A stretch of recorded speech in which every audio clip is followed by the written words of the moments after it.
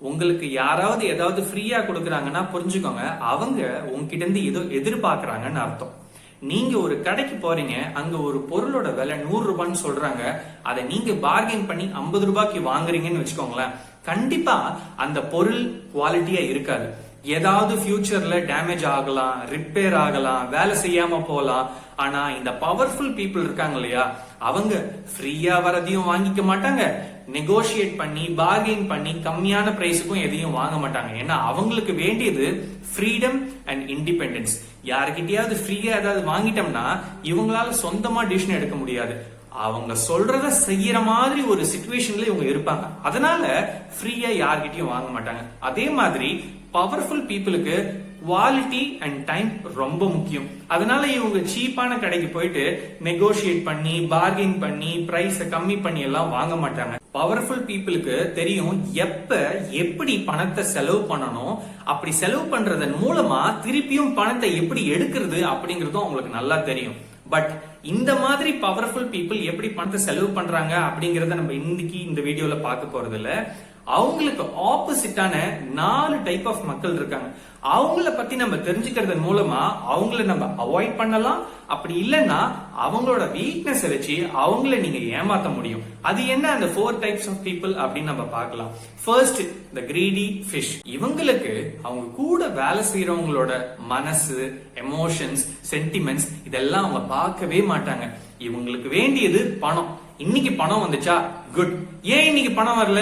ஓ, உன் வீட்டுல உடம்பு சரியில்லையா, உன் வீட்டுல ப்ராப்ளமா, அத பத்தி எல்லாம் எனக்கு கவலை இல்ல, எனக்கு பணம் வரணும், ஏன் வரல அப்படின்றத பத்தி மட்டும்தான் அவங்க போக்கஸ் பண்ணுவாங்க. கூட வேலை செய்யற மனுஷங்களோட சென்டிமெண்ட்ஸுக்கு மரியாதை கொடுக்காததுனால இவங்க ஒரு ஸ்டேஜுக்கு மேல தனியா தான் இருப்பாங்க, கூட எந்த சப்போர்ட்டுமே இருக்காது.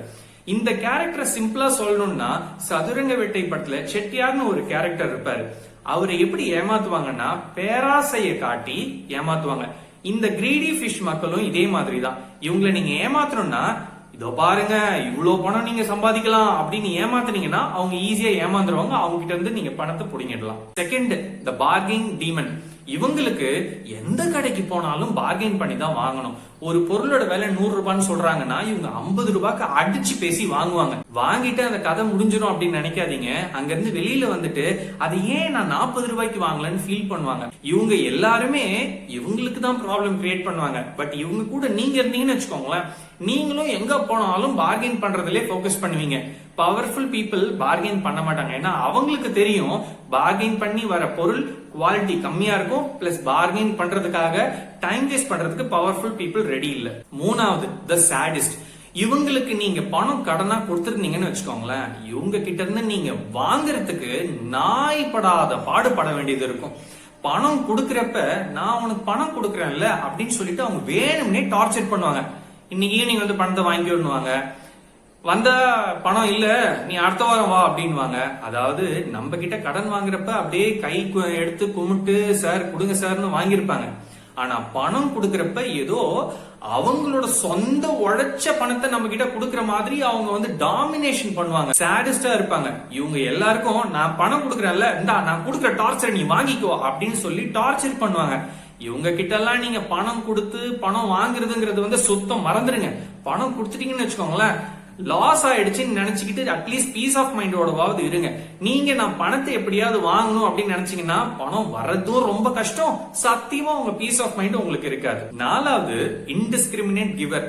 இவங்களுக்கு எல்லாருக்கும் பணம் கொடுக்கணும், எல்லாருக்கும் உதவி செய்யணும். இப்படி பண்றதுனால என்ன ஆகுதுன்னா, யாரு இவர்கிட்ட இருந்து பணம் வாங்குறாங்களோ எல்லாருக்கும் தான் நான் கொடுக்கறாரு, எனக்கும் கொடுக்கட்டுமே அப்படின்னு உரிமையோட ஃபீல் பண்ணுவாங்க. பட் பவர்ஃபுல் பீப்புள் எல்லாருக்குமே தெரியும் யாருக்கு பணம் கொடுக்கணும், யாருக்கு கொடுத்தா பணம் எனக்கு திரும்பி வருங்கிறது இவங்களுக்கு தெரியும். பட் இந்த இன்டிஸ்கிரிமினேட் கிவர்ஸ்க்கு அதெல்லாம் தெரியாது. இவங்களுக்கு வேண்டியது பணம் கொடுக்கணும், எல்லாருக்கும் என்ன பிடிக்கணும், எல்லாரும் என்ன மதிக்கணும் அப்படிங்கிறது மட்டும்தான் இவங்க போக்கஸா இருக்கும். இந்த மாதிரி ஆளுங்க கூட நீங்க இருந்தீங்கன்னு வச்சுக்கோங்களேன், உங்ககிட்ட இருந்து ரொம்ப எதிர்பார்ப்பாங்க. நீங்க அவங்களுக்கு லாயலா இருக்கணும், கிராட்டிடியூடோட இருக்கணும் அப்படின்லாம் எதிர்பார்ப்பாங்க. இப்படி இருக்கிறதுனால உங்களுக்கு தான் ஒரு ஸ்டேஜுக்கு மேல ரொம்ப பர்டனா ஃபீல் பண்ணுவீங்க. ஏதோ டிராப்ல வந்து மாட்டிக்கிட்ட மாதிரி இருக்கும். நீங்க உங்க லைஃப்ல இந்த மாதிரி 4 டைப் ஆஃப் மக்களை பாக்குறீங்க பாக்குறீங்கன்னா கண்டுபிடிங்க எந்த டைப் ஆஃப் மக்கள் இவருன்ட்டு. அதுக்கேத்த மாதிரி நீங்க எப்படி நடந்துக்கணுமோ அப்படி நடந்துக்கோங்க. நான் ஷேர் பண்ண கண்டென்ட் உங்களுக்கு யூஸ்ஃபுல்லா இருந்துச்சுன்னா நீங்க மத்தவங்களுக்கு இதே கண்டென்ட்டை ஷேர் பண்ணுங்க.